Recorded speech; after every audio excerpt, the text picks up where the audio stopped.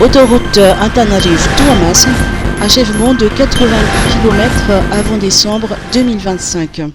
Les travaux de construction de l'autoroute Antananarivo-Tuamas progressent.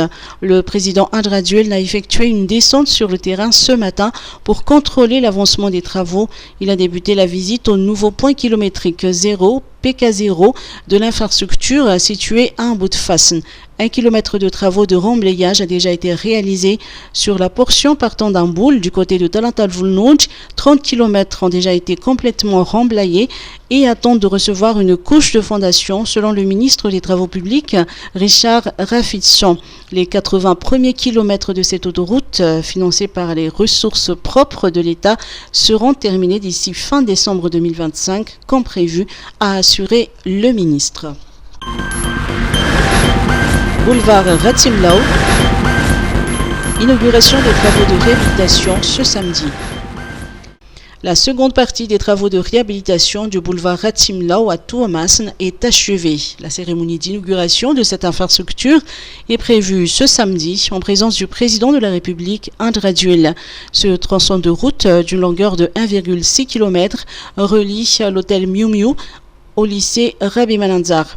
Outre la réhabilitation de la chaussée, les travaux incluent également la mise en place d'une petite digue pour protéger la ville de la marée haute et l'installation de lampadaires le long de la route. La première partie des travaux de réhabilitation d'une longueur de 1,8 km et reliant l'hôpital B au lycée Jacques Rabbi Mananzar a été achevée en juin dernier et inaugurée par le chef de l'État. Les travaux ont été effectués dans le respect des normes pour garantir la durabilité de l'infrastructure et sa résistance aux aléas climatiques, a assuré le ministère des Travaux publics. Élections communales et municipales. Arrivée d'une partie des documents sensibles. Une partie des documents sensibles destinés aux élections communales et municipales du 11 décembre prochain, imprimés en Afrique du Sud, est finalement arrivée aujourd'hui à l'aéroport international d'Ivat après un premier report en raison de l'annulation d'un vol. Il s'agit notamment des bulletins uniques, des imprimés de PV, des feuilles de dépouillement et des enveloppes inviolables. Un autre vol est attendu demain pour l'acheminement du reste des documents.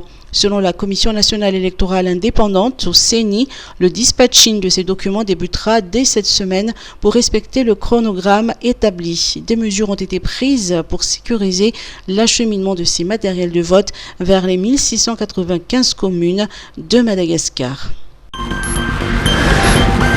Madagascar Race Day, les défis et les opportunités à Madagascar. Le Madagascar Race Day, une session spéciale consacrée aux défis et aux opportunités de la riziculture à Madagascar, s'est déroulée aujourd'hui au Carlton à Nuus. Le ministre de l'Agriculture et de l'Élevage a ouvert la séance. Nous nous réjouissons de vous accueillir, chers experts internationaux et partenaires techniques. Je vous témoigne d'ores et déjà de ma reconnaissance pour les perspectives stratégiques sur la souveraineté alimentaire que vous allez partager. Chers partenaires, notre ambition nationale pour la souveraineté alimentaire ne pourra se réaliser qu'à travers une synergie solide avec vous. Chers partenaires du continent africain, et vous aussi, nos partenaires techniques et financiers, votre soutien est fondamental pour les réformes nécessaires en matière de modernisation des infrastructures, de mécanisation et d'accès aux semences de qualité.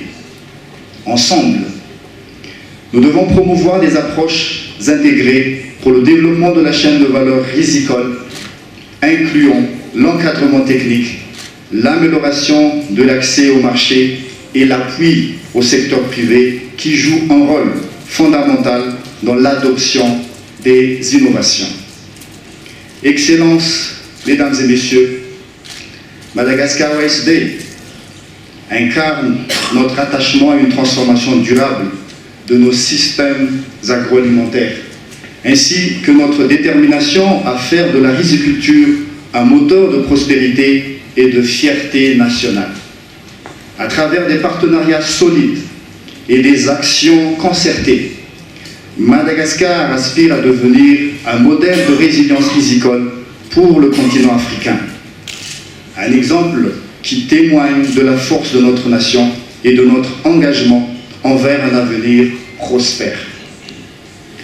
J'aimerais inviter chacun d'entre vous à partager vos connaissances et vos expériences pour bâtir ensemble un futur résilient et radieux pour la riziculture africaine.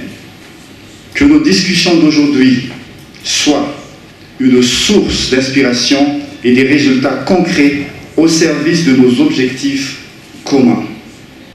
Un moment clé de la journée a été la présentation des actions en cours pour le développement de la riziculture à Madagascar.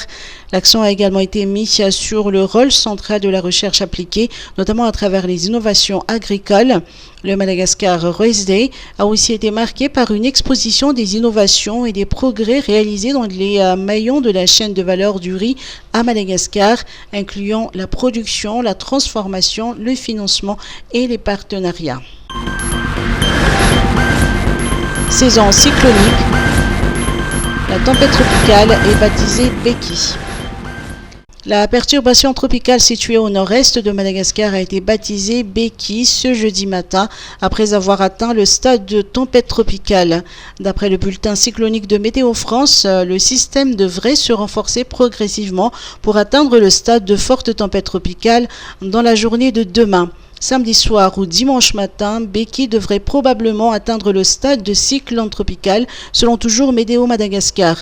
Le centre de Beki est localisé à 460 km sud-est de Diego Garcia, à 11 heures locales, selon le bulletin cyclonique de Météo France. Le système devrait suivre une trajectoire sud-sud-ouest en se rapprochant des îles Mascarenes.